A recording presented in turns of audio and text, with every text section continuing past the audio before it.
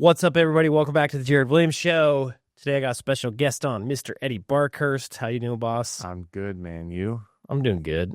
Today we're going to talk about how to grow your plumbing business so fast it feels like cheating. We've got 9 points to go through. They're actually all really good points. But before we get into it, make sure you guys go check out PlumbLineAnswers.org. They are a 24/7 answering service. They will answer your phone, a book call straight into your CRM, and you only pay per booked call.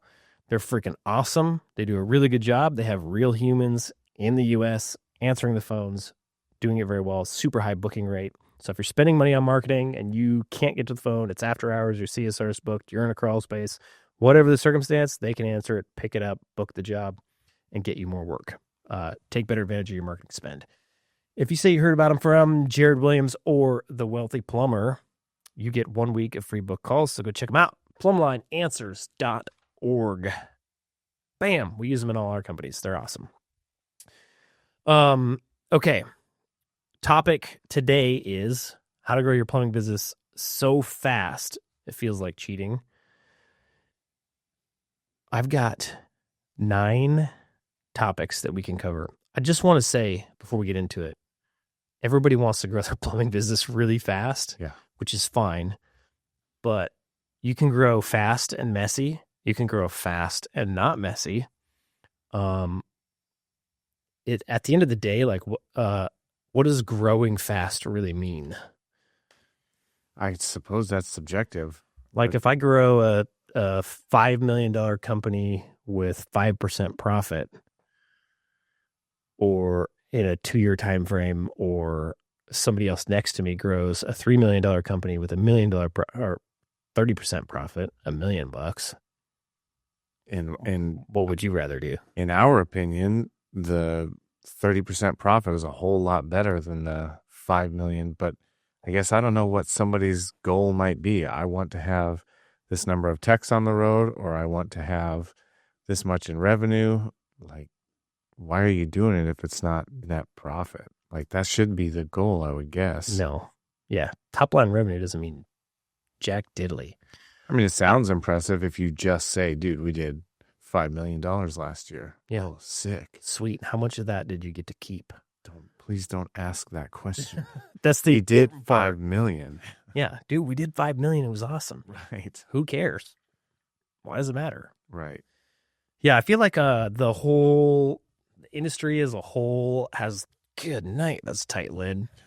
BTW, these Milwaukee pack out water bottles are pretty freaking sweet. Eddie's jealous of mine. Yeah, mine's not even close to that. So what's nice about this is the drinking hole. It's not like something you got to flip and it gets dirty, or I don't know. I have not been a big fan of like water bottle lids in general. Mm-hmm. This one you can go small hole or big hole, whichever you prefer. It's awesome. It's like the wide mouth Mountain Dew up at the top. Sure. And like just a regular water bottle at the bottom, like big opening out. You guys heard it here first. You heard it here first. Good stuff. Yeah, I feel like the industry as a whole, it's like you hear everybody on social media. I even do it on social media. I'm guilty of it. It's like 5 million in revenue, 10 million in revenue, 8 million in revenue. But at what cost? Like how much headache? Sure. How much risk did you put yourself in, and how much profit is left at the bottom? Mm-hmm.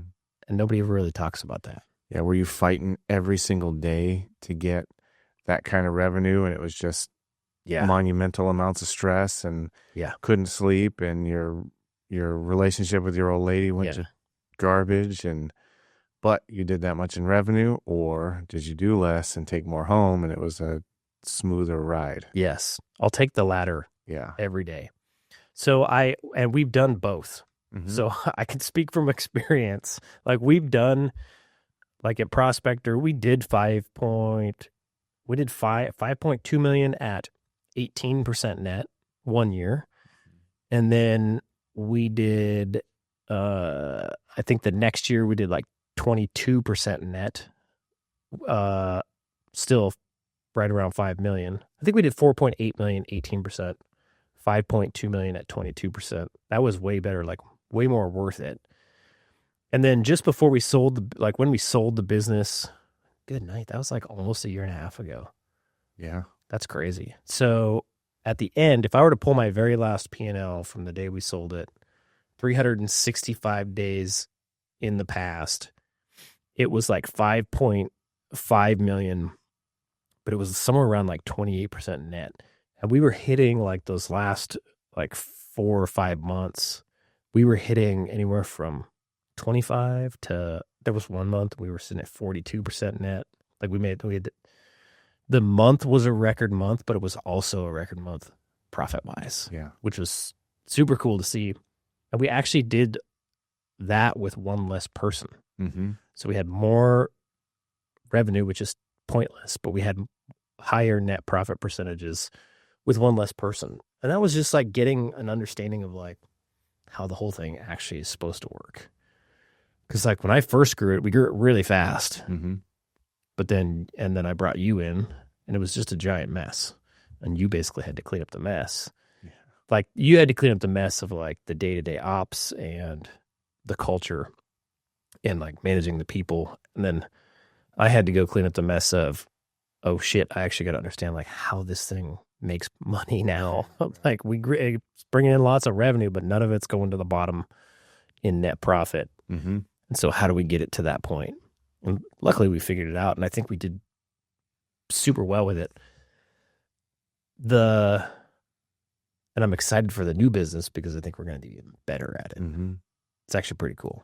And so all of these things that we're going to cover are all of the things that we figured out make a massive difference on your net profit. There's one that's missing in here. So we might actually have 10. Okay. If we don't cover it in one of these other ones. Maybe I'll remember, maybe I'll forget. Sure. So number one is just membership programs. And not even, it can be super simple. $9 a year, $9 a month, or $99 a year. Mm-hmm. They get 10 to 15% off. Take your pick on how much you give off. We did 10 at Prospector. Dude Wash, I did 15. We're doing 10 at Wahoo. Mm-hmm. I like 10% off because it's easy math. Yeah. For the homeowner and the technician. Mm-hmm. So like, okay, that's $680. So if I'm a member, I get $68 off. Yeah. Very easy. And then a few other things that you would offer in your membership program are, let's see, 10% off priority scheduling. So you're going to schedule members over non-members. Mm-hmm. When I say that online, people freak out. Like in the reels, like priority scheduling, they're like, so what happens if 10 members call? You can't get to them all. I'm like, no dip, Sherlock. But we're going to get to all 10 of those members before we get to the other 10 non-members. Right. Unless like one of those members isn't in a hurry and if they don't mind waiting and we've got a non-member that has a higher like priority call, like we're going to make more money on that call, then we will put the non-member in front of the member. But if the member is like, no, I need you here like right now, then we're going to prioritize the member over the non-member. And we saw that all the time at Prospector. Yeah. It would dip to temperatures like they're going through right now. It was like 28 below up there last time I checked. A member would call in and they've got like an issue they want solved. But if we have non-members with urgent issues like life and property type issues, we would tell the member, hey, sorry, we had a customer whose home is frozen. Their heat is totally out. I understand that you run out of hot water quicker than expected, but this person doesn't have any heat in their home. Yeah. The member always gladly says, oh, take care of them before you come over here. No big deal. Yeah. Like a reasonable person is going to say, oh, that is a bigger issue than what I have. Go take care of them. Yeah. And if you have a member throw a fit over that, you should probably just cancel their membership. Right. Just be like, we're too busy. Mm-hmm. Call these guys. We canceled your membership and refunded it for you. Mm-hmm. Because they're probably not somebody you want on your membership. Right. Yeah. And when you run a profitable business, you have the freedom to do that because you're not trying to scrape every last dollar out of everything. Yeah. Which is nice. So, monthly fee, 10% off, priority scheduling, no dispatch fees. You can say that in your membership, even if you don't have dispatch fees. If you've got $0 dispatch fees, you can still say no dispatch fees in your membership because there are no dispatch fees. Right. And it's a good thing to just communicate to your customer. And then access to member-only promotions. And we've been thinking about that a little differently lately. So like at Prospector, that was like one of the member-only promotions was a discounted tune and clean. Mm-hmm. So like we had oil heating equipment, super dirty. You got to maintain it every year, or you should maintain it every year. I don't know what percentage actually do maintain it every year, but the ones who do are the customers that we wanted because they actually care about their stuff and they're willing to spend money on it. So rather than like a $900 tune-up, like it's a pretty extensive tune-up process, we would do it for $599, which is basically our cost. So we take this kind of loss leader and include it in our membership. And then if we were slow, we would push out emails to or outbound dial to our members, like certain promotions that we're having. And that's how we would help keep our guys busy during slow times. That worked a little bit. Like if we pump out a promotion that's like, hey, 20% off this week only, and it goes out to our members and they've got an estimate sitting there and we can call them or email them and be like, hey, you got an estimate sitting here. We're running this promotion. You want to get this taken care of while we're doing this promotion. We could put some work on the board, but I'd say overall it wasn't like awesome. Yeah, it wasn't like it helps the floodgates or nothing. No, it wasn't open the floodgates. I think I did one email that like early on in the business, it was a picture of our guys just chilling in the break room. And I said, help keep our guys busy this week, 10% off or something like that. That one actually worked. Yeah. I tried running it again. It didn't work. So I must have just hit the timing right or something. Email is not one that email campaigns are not something that I've ever gotten super deep into because we've never had to. Mm-hmm. Some point in time, maybe we will. We do emails, like monthly emails, but I've never done like massive email campaigns to bring in work other than like follow-ups and just regular old emails. Yeah. Follow-up campaigns are awesome, but we'll get to that later. And that's it. Like a super simple membership like that. And then every time you go to a call, if they're not a member, you're adding the membership into the estimate. So you're saying, here's your options. And sometimes your options are like, I can repair this or replace it, non-member pricing, or I can repair it or replace it. Here's member pricing. Mm-hmm. And then you talk to them about your membership and just let them know all the benefits. And then the way the customer feels, it's very strange to me that they're like this, but customers want their plumber. Mm-hmm. Like there's a whole subset of people out there that are like, yep, this is my plumber. I got a guy. I got a plumber now. This is my painter. And so maybe 20 to 30% of your customers will convert on a membership program. Not only does it bring in extra revenue, it makes your customers more sticky. So if we go out and we perform a service for you and you get a discount and you pay us $99, the $99 is extra. It's like on top. If you can keep your acquisition cost at $100 and you can convert members at $99 a year, your business just kind of starts to grow itself. Like the amount of money you bring in from memberships snowballs so incredibly fast. Mm-hmm. I mapped it out on a spreadsheet one time. Like if you were to have one guy all year running calls and he converts 20% of those calls to members, by year 2, you could hire a second technician and from the amount of just calls coming in, repeat business from those members, you get those guys going and then they sell 20%. And then I think it's like 5 years in, you could literally, if all you did was take the money you made from memberships and added it to your marketing budget, your recurring revenue from members is pretty ridiculous, and the amount of members you have is a lot. Mm-hmm. It actually gets pretty crazy. And we saw that at Prospector. Like we got up to, we were close to 1,500. Yeah. Somewhere in there. Mm-hmm. And those brought in quite a bit of money every year. And then we, I want to say our return customer rate was like 50 to 70%, depending on when you looked at it. Mm-hmm. It was pretty high. So that allowed us to take our marketing budget and spend it towards getting new customers. And we could outspend our competition because we had customers returning to us. We didn't have to buy all of our customers new. Right. So massive growth hack. Just put a membership in place, make it those few simple benefits. Boom. Mm-hmm. Done. Convey the value of that Yeah. to your customers and make them a believer too. If you're a believer in it, Yeah. you're able to communicate that to your customers and they become believers in it as well, then you're in a real good place. And it becomes a no-brainer quite often when you're out there and you're presenting an estimate. Typically, the membership pays for itself on the first call. Mm-hmm. And so they're not actually having to spend any extra money.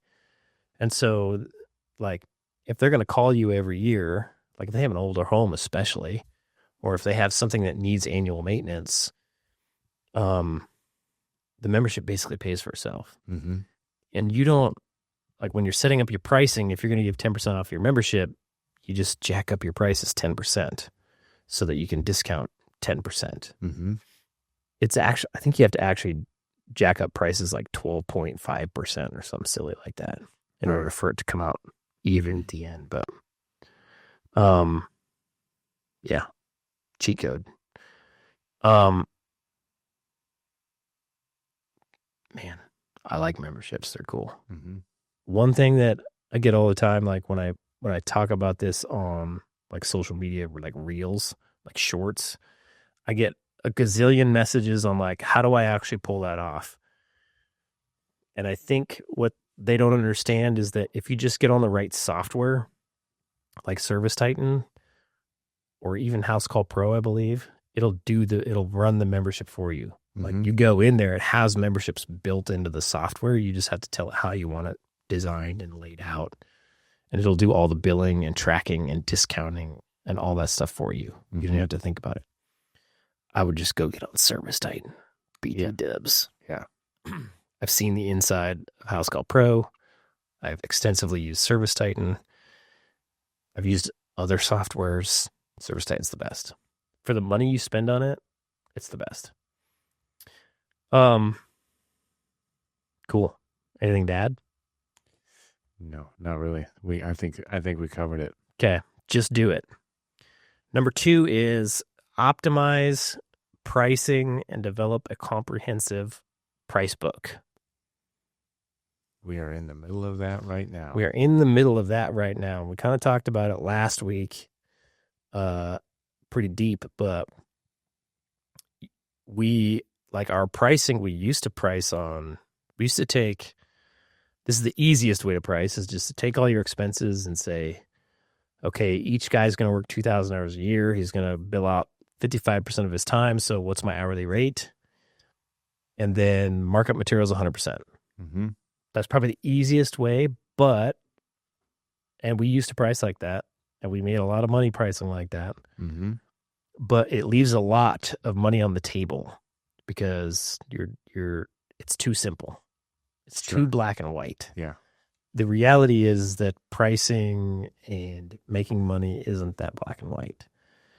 And I think, especially in today's world, moving into 2026, I think it's getting even less black and white. Yeah. Yeah. So what we ended up doing is like in Prospector, we switched to margin pricing. So saying, okay, if I'm going to sell this task in my price book, I need to hit a certain margin on my P&L. What margin do I need to price this task at in order at the end of the day I hit the desired margin on my P&L? And by margin, I mean gross margin. So you've got revenue minus labor and materials. Those are your COGS equals gross profit. What percentage does that need to be? At Prospector, it was 54.5. We would see 20% net at the bottom. So our overhead was like 34.5%, and our net would be 20. And anything above 54.5, we would, all that money left over would go just down to the bottom line. Mm-hmm.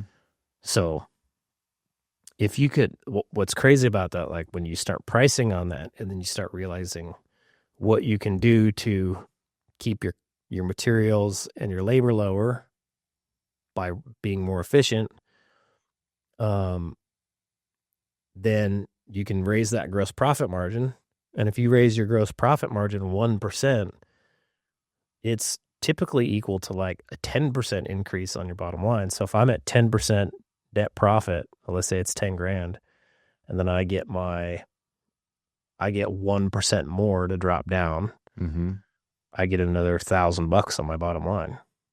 That's a 10% increase in net profit. Yeah. Which is massive. So like focusing on that gross margin line, super important. Mm-hmm. Probably the most important thing. And so when you're going through and you're pricing in your price book, like our new thing is like, well, you know, there's certain efficiencies that you have to think about: labor efficiencies, material efficiencies, and marketing efficiencies. So some things you have higher efficiency on labor, some things you have lower efficiency on labor. Any service work that's short and fast and easy, it's really inefficient on labor. Any service work that's long or install work that's long, you're way more efficient on labor. As far as material goes, anything that has like, you're going in, like, for example, like repiping under a kitchen sink, you're probably going to be pretty inefficient on materials because you're going to run into a whole bunch of different scenarios.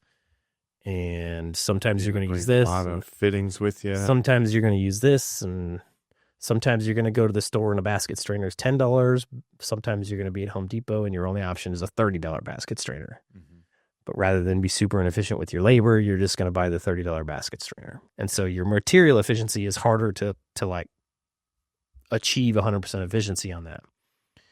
Some materials, though, you can be 100% efficient on. Like, you should know the cost of a water heater and be able to accurately guess what it costs you to put a water heater in material-wise. Sure. Toilets, that's an easy one. If you say, hey, this is the toilet we install, that toilet shouldn't change prices too often. Mm-hmm. So you should be pretty efficient with that. So you don't need as big of a material markup on those kinds of tasks. So we're down to, what are we at now? We're like, every thing that we can go do in a home has a task in our price book.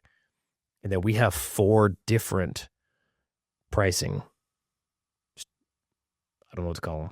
Rules? Pricing rules. That's what they're called in Service Titan. Yeah. So we have one that's like inefficient labor, inefficient materials. Mm-hmm. Then we have one that's inefficient labor, efficient with materials. And then we have another one that's like efficient with labor, inefficient with materials. And then we have efficient with labor, efficient with materials. Mm-hmm. And we map all that out in a spreadsheet, and we price those in order to hit 55% gross margin. Kind of. It's a little bit different in this business. We moved, I think in this company, we're going to need 69% gross because we moved benefits out of COGS into overhead. Gotcha. If you guys don't understand your P&L, you need to go figure that out because it's super important. Spend some time on that. This podcast is like me talking at you and you saying, mm-hmm. Yes, sir. So far, yeah. I mean, I agree with everything that you say. Well, I can come up with an argument, though, if we need. Okay, cool. Make it interesting. So optimize your pricing, develop a comprehensive price book. There's a pricing calculator on our website, wealthyplumber.com. You can get it for free. It is the least complex way of pricing. It will get you started. But if you want to learn a more complex way of pricing, it takes more communication than just here's a free resource. You can get that in our school group. 7-day free trial, $99 a month. You get all this stuff to be able to get on margin pricing, whole 9 yards. Go check it out, wealthyplumber.com. Number 3, leverage business management software. It's really hard to be profitable without software. Yeah. Like, Yes, it is. just managing the little stuff. Like, what are some things that ServiceTitan does that makes the business more profitable?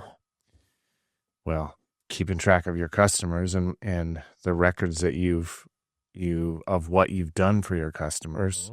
Then there's data to be gathered on how that interaction with the customer went.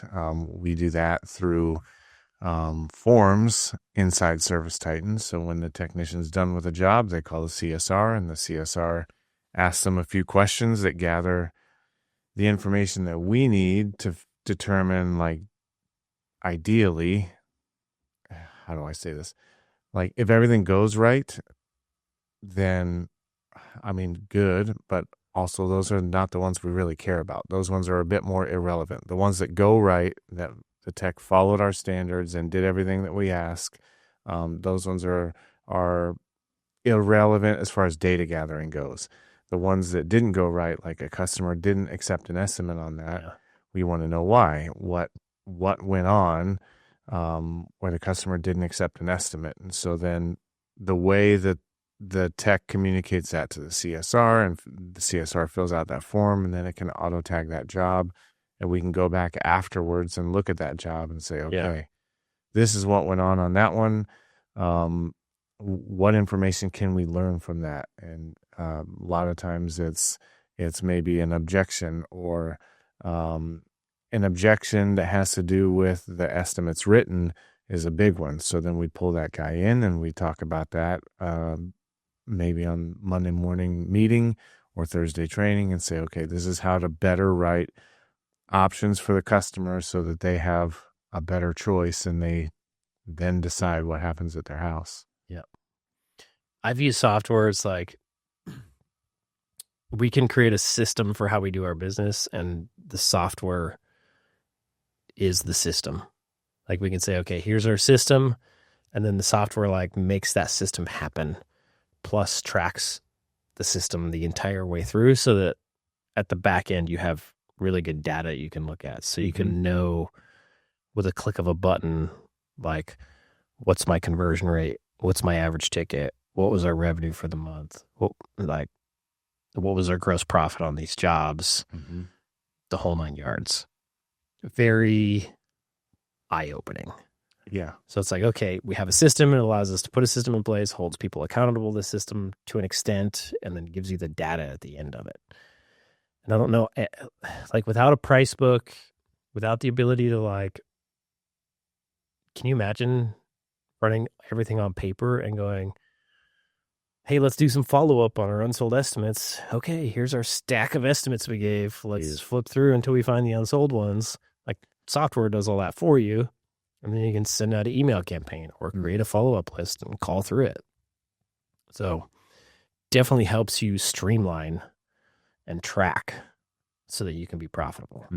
Without it, I don't know how you do it.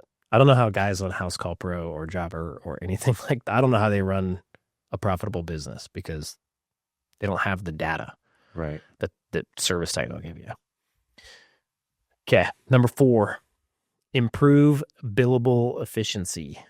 We've talked about this one a time or two. So there's a metric in ServiceTitan called billable efficiency, and what it is it's time bid on site versus time spent on site. So, like, if a technician went to a job and he bid it for 10 hours and it took him 20 hours to actually do the work, you're going to have a 50% billable efficiency score in ServiceTitan for that technician. Now, it doesn't do it necessarily per job, but you can do it per day, per week, per month, etc. You can do it per technician, and you can see it for the whole company, like all my technicians, or you can do it by business units. Like, if you have an install crew and a service crew and you've got those split up in ServiceTitan, You can see your billable efficiency for your install crew and your billable efficiency for your service crew. Mm-hmm. Very valuable information, because what that tells you is if, number one, if you've got enough time on each task in your price book. Because we go, like, if we build a toilet task and it's got an hour on it, but then our guys are out there and it's taking them 2 hours to install a toilet every single time, well, our billable efficiency is going to go down. Yeah. It also tells you, like, for the stuff that you can't necessarily put in your price book, like I can't put in, like, if a customer calls and they're like, hey, I want to move my water heater from here in the living room to over there in that other bedroom, and then I want you to repipe a new line up in the attic over to this hose bib, plus rip out this kitchen sink and put a new one in, plus, and there's all this stuff. We allow our technicians to bid those through what's called custom tasks, where they go through and they say, it's going to take me this long on this job, and it's going to cost me this much in materials. And then it spits out a task, and they change the description to match the work that they're doing. And tracking billable efficiency allows you to see if they're actually, like, bidding those properly. And you can see it per technician. And so if you've got a technician where their billable efficiency is low, you know they're bidding improperly, and they need to, like, add more time. They're underestimating how much time they're going to spend on jobs like that. Or your tasks in the price book have not enough time on for that guy. If they got enough time for everybody else, then that guy's probably just kind of slow. Right. And maybe he needs to speed up a bit. But yeah, it's a super important metric to track. Because if the whole business is about selling your time. And so the more time that you can bill out,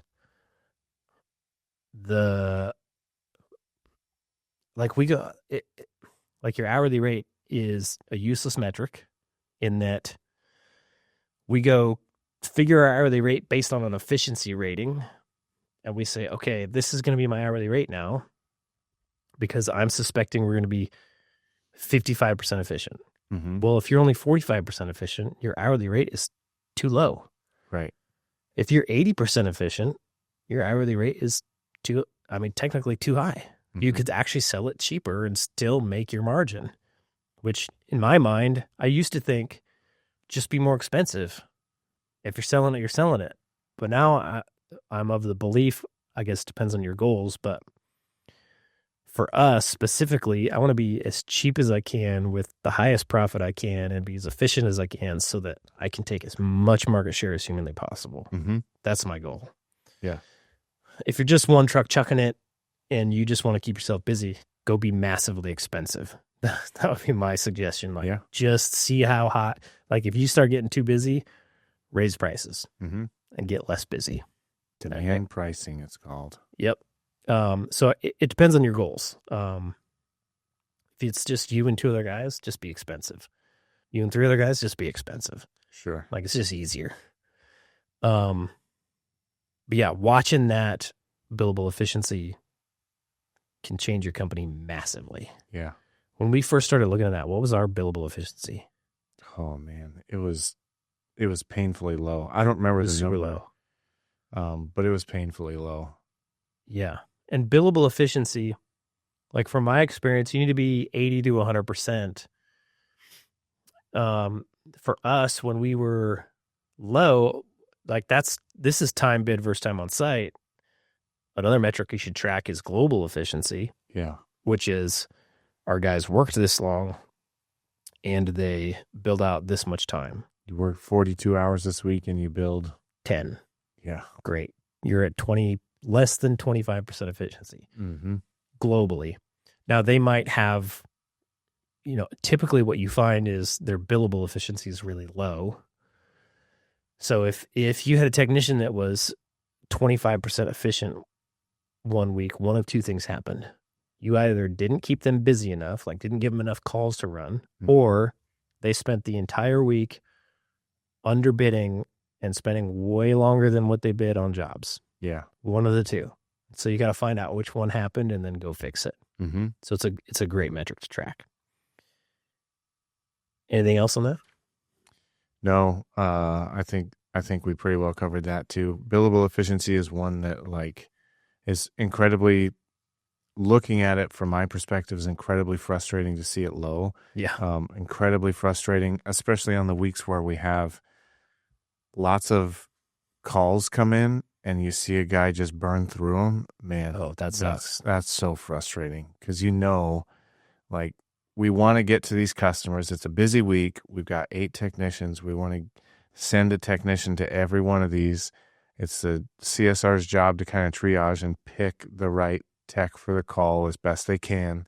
But man, it's frustrating to see a good opportunity come in and you send a guy to it and he's unable to convert it. And this is his 4th one today and he's closed 0% and his billable efficiency is in the garbage. Man, incredibly frustrating. So my question on that one is like, is that a sales problem, a pricing problem, or is it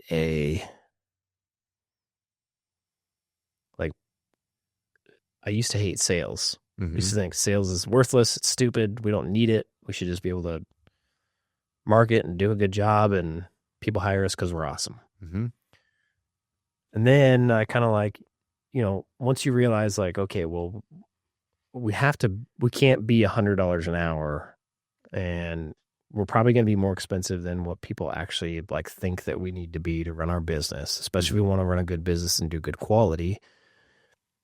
And so when we get out there, we have to sell if we want to do any plumbing, if we want to make any money. At the same time, this is my big conundrum. I think I'm landing on all that there's 3 things that influence this. I think there's selling is necessary, but I would view it as creating good options for the customer, like painting the picture, the full picture, and then being able to communicate that full picture to the customer and letting them decide. I think, and taking your own personal mindset out of it, like really getting into the customer's world and being like, okay, they own their home. They're not plumbers. They're not mechanically handy. They don't have a friend that can do their plumbing. Like, let's lay out all the options for them and let them decide what is best for them and their budget. Sure. And time frame and that kind of stuff.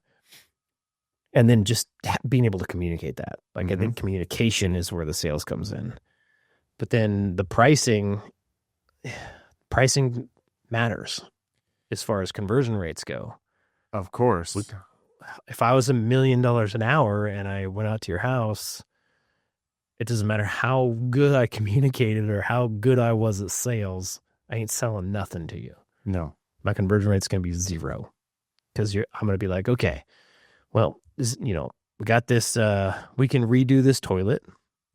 It's going to be $1.5 million, and you're going to be like, and I'm going to be like, but we can offer financing. Right.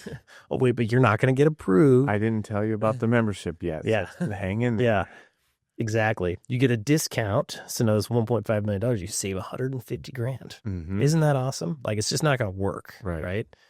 So, however, if I was like, came out to your house and I was $1 an hour and I said, yeah, we can install a new toilet. It's $1.50. You buy the toilet. We don't even mark up our parts. Like, I would sell every single one. Sure. They would probably pay me more because they felt bad. But we would probably sell 100% of everything. Or if we gave it away for free, probably sell it 100% of the time. So pricing matters and conversion rates. I agree, but I also think that it's like the individual technicians, like, we know what it takes, what we have to earn on this work. Yep. And so the individual technician then has a responsibility to that business to acquire the skills necessary in 100%. order to sell at that rate. I 100% agree, but I also think that the business owner has a responsibility to run an efficient business to keep his pricing as reasonable as he can. Sure. I agree. I I don't like to like say that even because I don't want people to get the wrong idea because you're going to have to be expensive. Yeah. But at the same time, you can't just run a garbage business and then make up for it by jacking your prices up. Yeah, don't be overly expensive. Know what your price is and know why your price is what it is. Yes. But then always be willing to like look at it and say, this is not cheap. Yep. But is it as expensive as it is on purpose, like for a good reason? Yeah. And if the answer to that is yes, then you, the business owner, need to be confident in that, convey that to your technicians. 100%. And the technicians have a responsibility to be able to sell at that hourly rate. There's also there's a third leg to that, I think. That I think I'm starting to discover. Like, you don't know what you don't know. Sure. So if you're doing the best you can and you're priced how you are because it's the best you know how to do, that's all you can do. Yeah, work with that until you figure out more. Yes, but my fear is that like people go so hard down the sales route that they're like,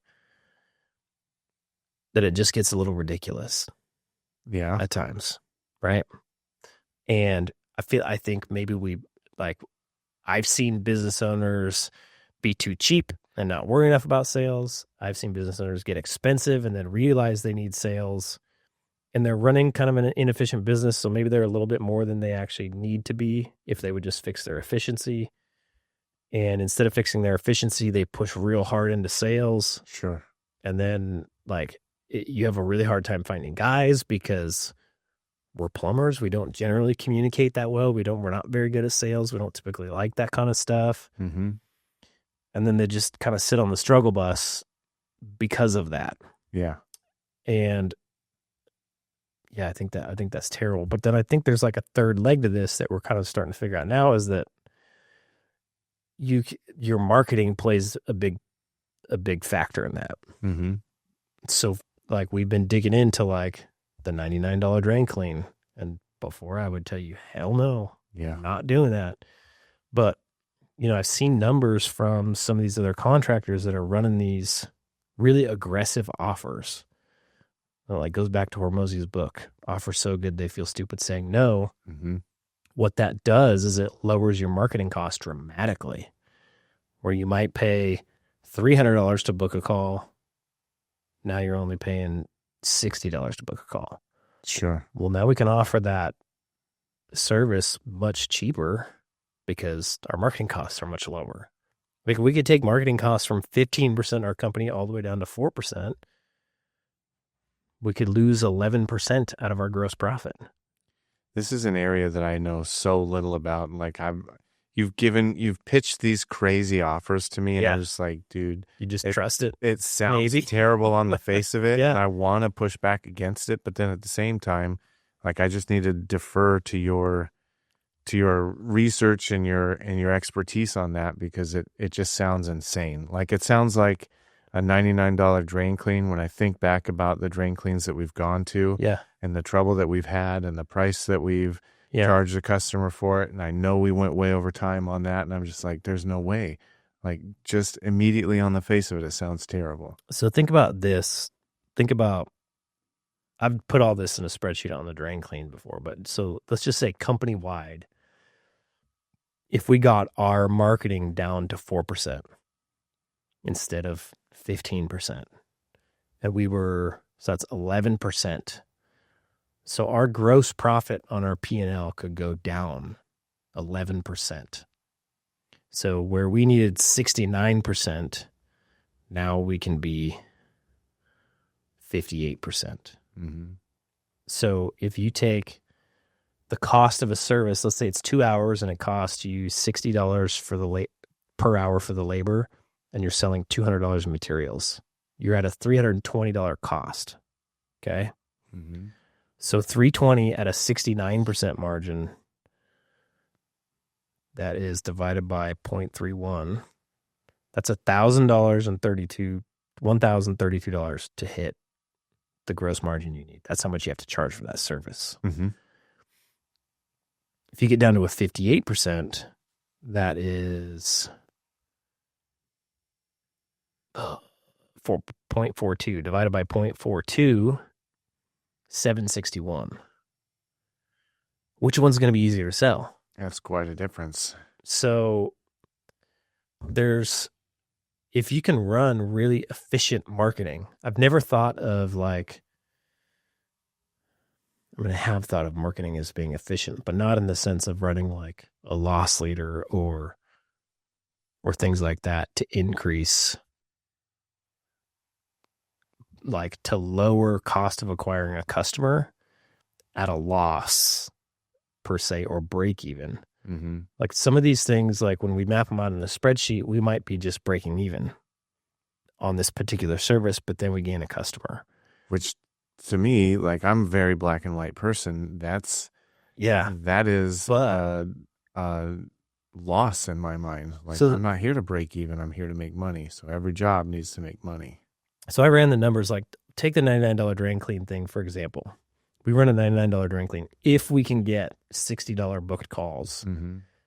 At the end of the day, if we go do full price drain cleans with a $300 cost per book job or sold job, we make 10% margin.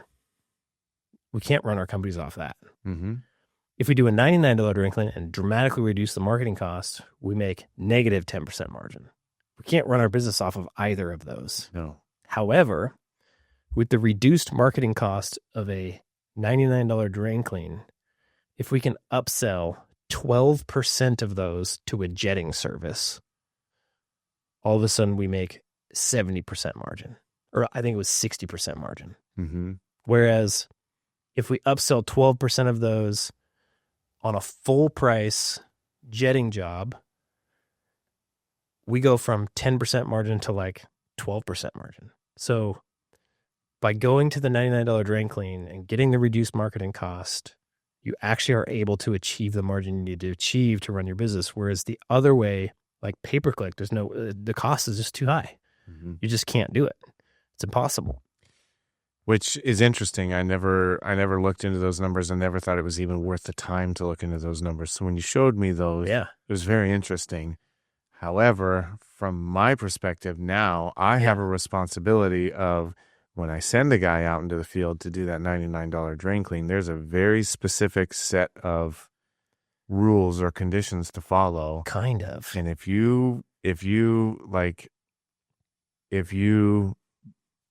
the customer says, yeah, I'll take the $99 drain clean, and then you spend the next 6.5 hours trying to clear the drain for $99, then we lose. That was silly of him. Huge. I agree. So like we need to get to a point to where, your efforts on that $99 drain clean are not enough to solve this particular issue. Yeah. So now it's time to either step up, sell them on the next level, 100%. Or if the customer's out, then you need to clean up the job site, invoice them for $99, collect that payment, and move on to the next one. And so that's I won't argue about that one. Yeah. I think what's going to happen is that you're going to have those go over. Sure. And I think that if we track those, this is my theory, and we should, if we track those and we run the numbers, it'll still be worth it, even with those few scenarios. Yeah. I almost guarantee it. I'm interested. Because if you upsell another 4%, actually, I think it was just 2% on a drain replacement, like a mainline drain replacement, you go from 60% margin to 70% margin on those drain clean jobs. So I think there's some efficiency to be had in, like, I'm going through all of this because you want to improve your billable efficiency, optimize your pricing. I think running efficiently across the board, like your marketing, there's 3 costs you can control: your materials, your labor, and your marketing, and your overhead. Really, overhead's an easy one. You just don't pay for stuff you don't need. Keep it extremely minimal. So many people get just like massive amounts of office staff. Yeah. It's like crazy. Yeah. Like we had 3 people in the office at Prospector and conducting 8 in the field. Yeah. And they easily could have conducted 10. Mm-hmm. Could have been done. No problem. Yeah. And I don't know why it seems strange that, like, I talk to companies and they got like 10 guys in the field and 12 people in the office. Yeah. Like, what are your people in the office doing? Yep. There's no way. Yeah. That's Poor crazy. guys in the field are running ragged trying to keep the office running. Yeah, probably. Anyway, I think we have a responsibility to run efficient marketing, keep our overhead low, keep our business operations efficient, price ourselves as reasonably as possible, train our guys on sales. And I think that's what will create the highest conversion rates and the highest billable efficiency and the most net profit down at the bottom line. Yeah. That's what I think. That's my theory. I'm sticking to it. Okay. We're going to run that. We are going to run it. We're 100% going to run it. It's going to be awesome. I'm actually really, really excited about it. Yeah. Because my biggest regret with Prospector is that we didn't get to try it. Yeah. My biggest regret. Yeah. Yeah. Massive.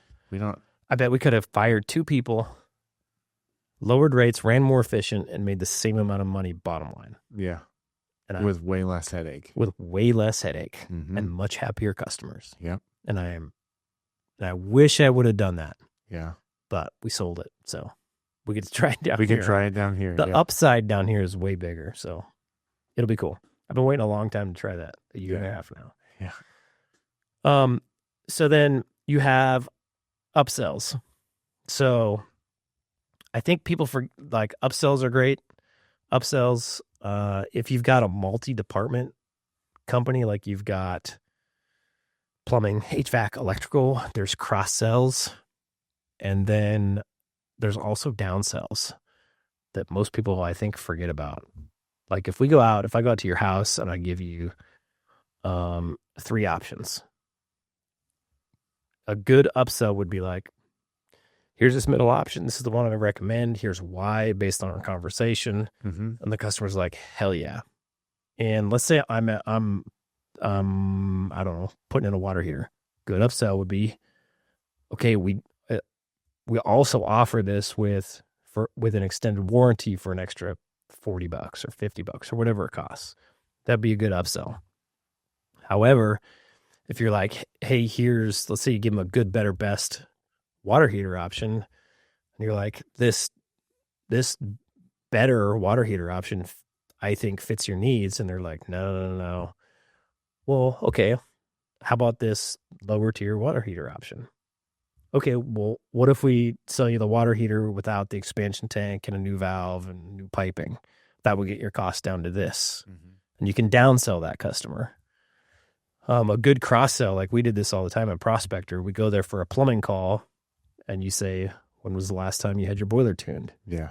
It's super easy. Now we're doing a boiler tune. So we got called out for plumbing, and now we're tuning their boiler. Mm-hmm. Now we're in front of their boiler, and we can find other problems with their heating system.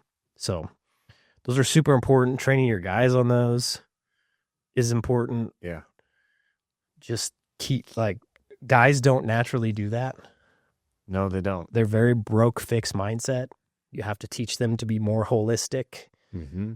to look at the whole system, to think about how it's total crap for the customer to call you out for a leaking basket strainer on their kitchen sink, and you just go there and fix that one thing, and you don't look at anything else. Yeah. And they had a leak that you didn't notice. They didn't ask about the link. I was here for the basket strainer. And then it gets worse. And so then they're like, you were under my sink and you caused the leak. Mm-hmm. That's terrible customer service. Even if they don't blame you and they just have to call you back, well, it's more expensive for them to have to fix it one at a time. Yeah. Because if you're already there under the sink, you already paid for the marketing, you can fix the leak for way cheaper. Mm-hmm. And you should. Or you should at least offer to. Yeah. That's good customer service. So take your blinders off, upsell, downsell, cross-sell, the whole 9 yards. Super important. Number 6, streamline operations and processes. Keep things incredibly simple. Yes. The simpler, the better. Yes. The more repeatable, the better. The easier to do, the better. And then like you're going to streamline your operations and you're going to say, okay, well, let's take all the friction out of the call. Let's make it as easy as possible for people to book with us. Let's make it really easy to build estimates and sign estimates and get work done and pay your bill. And let's train our team on how to do that the same every single time. And then hold them accountable to that. I think that comes easier. Like, it seems like the people who are technicians first and they come into the business world, for some reason they want to complicate everything. Yeah. Like they just want like memberships. They want to make it like 1,000,001 things included, this awkward price of it's $121.36. 3 or 4 different options. There's 6 different options for our membership, and it's confusing for the CSR. It's confusing for the technician. It's confusing for the homeowner. Yeah. Tracking all of that becomes a giant headache. Oh, this comes with this free service, and that one comes with this free service. And oh my gosh. Yep. Total nightmare. Another one of that is freaking payroll. I'm going to pay you commission after we subtract the materials you actually spent on the job. Yeah. What a nightmare. Mm-hmm. Okay, how much does he spend on materials on that job? Okay, so that means that there's this much money left over, which means that your pay for that particular job is this. Now let's move on to the next job. Yeah. And can you imagine doing that for 8 technicians out in the field for every single job they go to? I can't imagine being a tech under that. I No. don't know that I would be, like, it would immediately make me want to track and pay attention to the materials. And then I would want to look at that last job I did, especially if it was a big dollar job. And I would say, how much did you take out for material? Well, I didn't use that much of materials. In fact, I used quite a less in materials. So get that right. Yep. It immediately, like, number one, it's complicated. It takes too much time. I'll never know what my commission is. The techs will never know what their commission is. And then also your techs are going to spend a bunch of time tracking themselves how much material they use because they don't trust you in the office to do it for them. And it's going to ruin your culture. I guarantee it. Now, I know people that have worked under that and they're like, oh, it was great. But I also know you could just simplify that. Like if you like commission, just pay them 19% commission on top line revenue. Sure. That's it. Or do what we do, pay them hourly, and then they get a commission on anything over a certain amount of revenue for the week. Mm-hmm. Easy peasy. Yeah, keep it simple. Complication is, if it's complicated with one guy, it's hella complicated with 10 guys. Like business is complicated enough already. So simplify it even more. Put that time and attention into something. Efficiency, conversion rates, marketing, anything. I can't tell you how many times somebody would bring some idea that sounds like it's okay. It's like it's an okay or it's a slight modification or upgrade from what we're currently doing, but it makes some process down the road much more easier, or it opens the door for critique, too close a critique down the line. And I'm just like, man, if my rule of thumb is if the idea is not a hell yeah, like that is so much better than what we're doing right now, then it's a no. Like if it's, there are certain small tweaks that you can make that'll make whatever the current process is maybe just a little tiny bit better, but it increases the complexity of it. Yep. If it's not a hell yeah, then I'm a no. Perfect. I like it. I want it as simple as we can, as simple as we can get it. Same. I don't like complicated things. Like I have to fully understand things before I will do them. Mm-hmm. Or I have to understand it I have to understand it very deep. Like if somebody was to come tell me, look, Jared, if you run these loss leaders, it's better. I'd say, how? Right. Why? Show me the numbers. Mm-hmm. Because I have to understand. I'm not just going to go do it randomly unless it's like, okay, this actually makes sense. Mm-hmm. I understand it. Because I don't think you can implement well unless you understand it. Right. Like, biggest problem with most people, they don't implement. I think second biggest problem is they implement without actually understanding. because then they don't implement well. Mm-hmm. There's a big difference between implementing and implementing well. Agree. And I think you need to seek to understand every aspect of your business. You should understand. And if you don't, like, there's so many valuable resources. YouTube, this podcast, our school group. There's so many valuable resources. Yeah. So many. We have more technology in our pockets now than NASA used to fake the moon landing. So if you don't, there you go. If you don't know the answer to something, then the moon landing was fake, by the way. Yep, we did not go to the moon. We did not go to the moon. I assume that was point 10. Charlie Kirk did not get shot with a 30-06. No, he did not. I guarantee it. We'll get into that. We'll do a conspiracy theory episode later. Sure. Hey, at our next hoorah, we're gonna have conspiracy theory night. Record low views on that podcast, but probably. Okay, number 7, leverage technician commission structures. If your guys don't have a reason to perform better, like, they're just not going to perform better. Yeah, it's pretty funny, dude. I fought with that for so long. You talked about this a lot before we actually implemented commission and prospector. And I fought with this idea so long. You said we got to incentivize them. And to me, the incentive is I get to keep my job. If I do good under this current hourly pay structure, I get to keep my job. And that's all the incentive that I need, right? Yeah. I certainly don't want to be out looking for something else. I'm not going to be out chasing another dollar. You're a rare breed, though. I suppose. I'm finding that out. That's why you're in the position you're in. I'm finding that out, but I'm the same way. I don't need a commission to go to work and do my best. Right. Like, I have an understanding of I'm here to make the contractor as much money as possible, and he's paying me an hourly wage to do that. And so I'm going to show up and make sure to make him as much money as humanly possible, because that means that I'm the most valuable person here, and I'm going to stay here the longest. And ideally, if something goes down, they'll keep me longer than anyone else. And they will. And I've experienced that. So have you. Yeah. But most people aren't like that, No, unfortunately. And so you need to, like, incentivize your guys to want to do better. The easiest way to do that is this is the thing we forgot, is commission and a good culture. The commission's useless without the good culture. Yeah. So I think people underestimate culture for sure. Yes. Like, that's why when I said earlier, I think we could have fired 2 guys, lowered rates, had better conversions, and made more money. Number one, I think our customers would have been happier because of the lower rates. Conversions would have been higher. And I think getting rid of a couple of those guys would have made our culture much better. Yeah.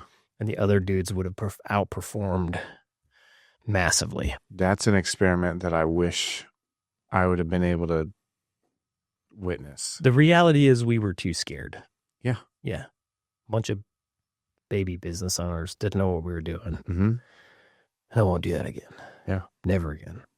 Okay. Commission structures. Very important. Yeah.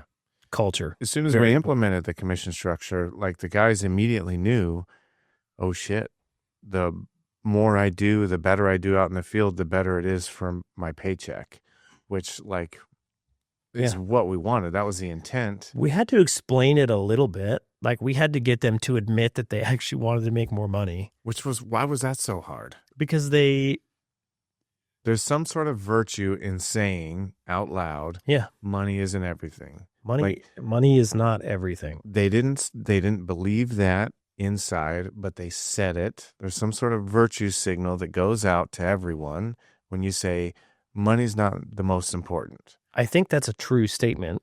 I don't think they're wrong for believing that, but I think where they get it wrong is they that believe it. I think they're just repeating it out. It's like a hand-me-down belief that they just keep saying because they're. I think the problem is they use that belief as an excuse to not put in the effort to go make more money. Sure. That's where they go wrong. They don't even know that they're doing that. The sacrifice of acquiring more skill and working harder to make more money is too great. So we'll just. Money's not everything. Fall back and say money's not everything. Exactly. Yep. Money's not the key to happiness. Yeah. But when you get down to it, like my dad tells me this all the time Sure. because he runs, like he has a pottery business, and I'm like, Dad, why don't you like sell your pots for more, or like make this different thing that people actually want, and then you could sell it, or sell your training or something instead. He tells me money isn't everything. I'm perfectly happy. I've got plenty of money. Sure. And then literally like 2 sentences later, like a super cub will fly by and he'll be like, man, I wish I could have a super cub. And I'd say, what's stopping you from having that super cub? Well, just And he goes, oh, I just don't have the money for it. And I'm like, I thought you had enough money. He's like, well, I'm like, so wouldn't it be nice if you had more money and you could go fly a super cub? He's like, yeah. He goes, but I just don't want to put in the work. And I'm like, okay, that's a different story. Yeah.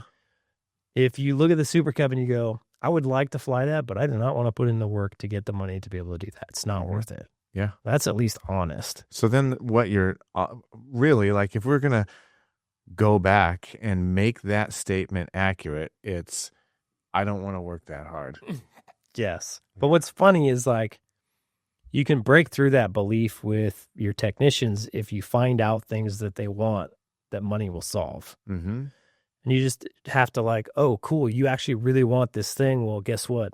Money will help you solve that. And guess what? I have a really great way in this business where you can make as much money as you want. Yeah. It's just a skill set deficiency. Mm-hmm. So if you just like, here's your metrics. If you just get a little bit better here and here, like if you can increase this 3%, guess what? You'll make that money. And over this period of time, you can go achieve that thing. Yep. And then they're like, huh. It's like, you have to open their minds a little bit. Yes. Because they've been brainwashed. Yeah. Correct. Okay. Commission structures, culture. You get the culture you tolerate. Mm-hmm. If you tolerate assholes, you get assholes. Yeah. If you tolerate bad performance, you get bad performance. If you tolerate complaining, you get complaining. If you tolerate people not following your procedure, you're going to get people not following your procedure. Showing up late. If you tolerate people showing up late, they're going to show up late. If you tolerate somebody not wearing their uniform, they're not going to wear their uniform. And others won't either. Huh? And others won't either. Correct. And then I think the other half of that comes in with core values. That certain people just aren't a good fit for your company because they don't align with your values. As strange as that sounds. Yeah. And you can have people come in that align with your values and then their values change and they no longer align with your values. And you just got to let them go. Yeah. And that's okay. They were good for the season. They were good for that time. And they were maybe even what your business needed. Like if I didn't have them for that time, then I would not be where I'm at. Yep. But I don't think that, or it's probably very rare that someone is a good fit from your business from day one until the end of the business, 20 years later, whatever. It would be very rare. Yep, I agree. I think you get a room full of people that are all have the same values and they're all a good fit for the position they're in, and you have something that's like unstoppable. I think it's cool. But then as values or personalities or styles change on the team, then you need to change who's on the team to keep your core values in place. Correct. Agree. Easier said than done. Much easier. It's the hardest part of business right there. Yeah. Number 8, enhance your customer experience.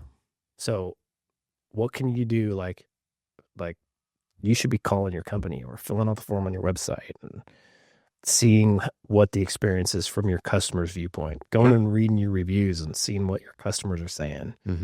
Super important. And then see if you can enhance that experience at all. Yeah. Make it faster, make it quicker, more consistent, cheaper. Like, how do I make this better for the customer? That should be your number one obsession. Okay. Number 9, continuously seek improvement and guidance. There you go. Yeah. Always be making it better. Always be trying to run it more efficiently. Leverage coaching, mentorship, YouTube videos, books. Always be learning. And then I would say I would align the business growth with the owner's long-term goals. Mm-hmm. Not everybody wants to grow a multi-million-dollar business. That's Sure. okay. Like, understand what it is that you want, design your business around that, Mm-hmm. because that's what's going to make you happy in the end. Yeah. Yeah. Imagine getting to the end of your business. You ran it for however long and you're ready to exit, and you Yep. look back on it and you say, I ran that business like someone else wanted me to. Yep. Dude, that would suck. That would not get what I want. Yeah, that would be like a life sentence. I spent the last 20 years of my life working on this thing to get the opposite of what I wanted. Right. No, thank you. It'd be tough. I mean, so to an extent, you have to build your business. If your plan is to sell it, you have to build your business in a way that somebody else wants it. Don't build your business in a way that no one wants it. Unless you you like wholeheartedly never plan on selling it, go for it. Gonna close it down on your I used to think that was stupid, but the only thing that I think is stupid now is to run your business in a way to where you don't make money. Yeah. If you close it down on your retirement day, who cares? And you have no money left, then that was dumb. That was dumb. And you need a job in retirement. That was dumb. Yeah, you didn't plan for the future. But like after the hoorah and talking with Ellen Moore and hearing her husband's story, and I think her idea of like you do you is totally cool. Some dude just wants to like her husband was just super expensive. People were on a waiting list, and he just dug it.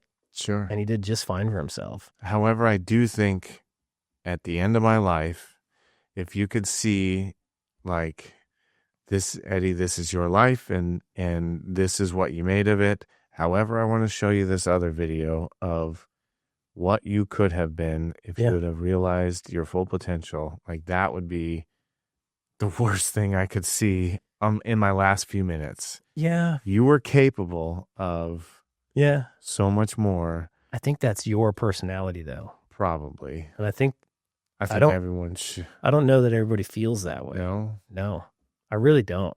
Like I don't know that. Yeah, I don't. I think that there's certain people, there's certain things that make them tick. Like you realizing your full potential makes you tick. Yeah. Like it's a part of your being. I can't imagine. And not everybody's like that. I know that for sure. And I think that there's people that are going to get through their life. I think there's plenty of people that don't live like that, but I wonder if like they should. If they were working to realize their full potential, would they have a better life, a fuller life? Man, this is a tough one for me. A year ago, I said 100% we have a duty to do the best that we can with everything.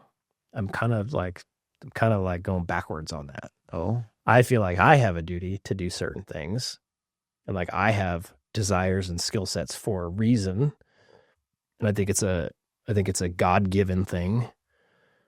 But then I don't know that everybody has that same thing as me. I just don't, because there's people out there who they will never be able to, like.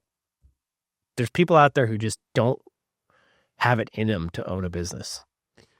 Sure, and I don't think that everyone needs to, but I guess I'm just saying, even if you work for someone else, even if it's if you just pack boxes at Amazon. But let's say like you pack boxes at Amazon and you were capable of owning Amazon, but owning Amazon made you absolutely miserable, but packing boxes at Amazon made you the happiest person on planet Earth. That's where I'm like, I know there's people like that. Like to me, owning Amazon sounds way better than packing boxes at Amazon. Sure. But there's people out there that owning Amazon sounds like the worst thing on planet Earth. And they would much rather go to work and be the best box packer on planet Earth and then spend their time outside of work doing and pursuing other things. And I don't know that there's anything wrong with that. Like I've been watching what's his name? Ben Steger. Mm-hmm. Should be Stoger, but it's Steger. I think it's Stoger. But anyway, I watched an interview with him the other night, and this guy's a competitive shooter, one of the best in the world, I'm assuming. And from when he got out of school, his mom kicked him out, he went and bought his first gun. And he said, from then on, like, I'm shooting. I'm going to be a professional shooter. Like that is my world, and I'm 100% in it, and I'm in it to win it. I want to be the best. And anything outside of that was not an option. Mm-hmm. So, like, that's the path that he chose, and that made him super happy, and he did it very, very well. And I don't find anything wrong with that, right? You mean it's like he just chose a different thing to be the best at because that's the thing that made him happy. Sure, right? And I don't think that what we're saying is too different.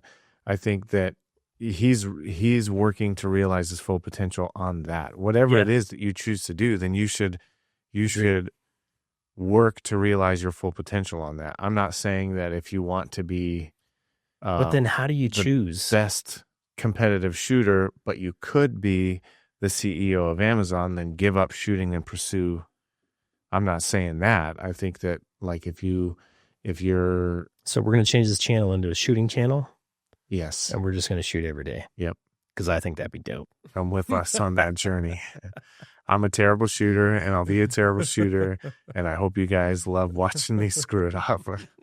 You should have seen yesterday. It was bad. What's funny is you're probably a better shooter than like 99.9% of the people on planet Earth. As I should be. Jeez. Yesterday was bad showing for me, but it was good. I was feeling pretty It was fun. crappy, I think. Yeah, it happens. I'm just happy my gun worked. Yeah. Yeah, I did not expect it to work. No, me neither. Cool. Okay, memberships. Optimize your pricing in Pricebook. Business management software, just get on Service Titan. Pay attention to your billable efficiency. No, that's why you need to be on Service Titan, because it's the only software that'll tell you that number. Upsell, downsell, cross-sell. Streamline your processes and operations. Make it super simple. Pay your technicians commission. Incentivize them to do better. Enhance your customer experience. And seek improvement. Mm-hmm. Pretty simple. Do those things and your business will grow very fast. Yep. With very little effort. I feel like a cheat code. It's a cheat code, bro. All right. See you guys.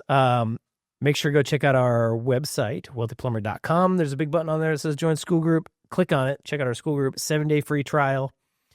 $99 a month. We've got programs for people who don't want to spend much money. If you want some one-on-one coaching, we've got that available. If you want to coach with me and Eddie, we've got that available as well. Go check it out at wealthyplumber.com. See you guys. See ya.